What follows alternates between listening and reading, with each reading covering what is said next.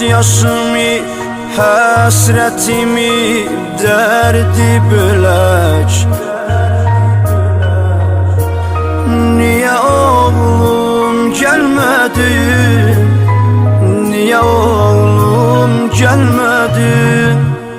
Ətribi qansiz şəhidlərdən alın, Haçan eycaq bu fərağında yanım, Haçan eycaq qapını gözləyəcəm, Yuxuda sənlə dalışıb güləcəm.